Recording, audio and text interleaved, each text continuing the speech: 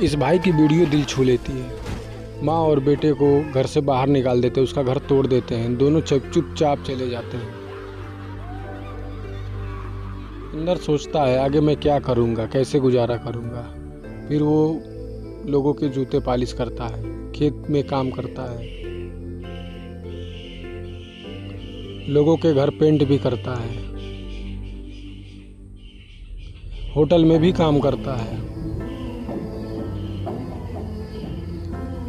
मजदूरी का भी काम करता है,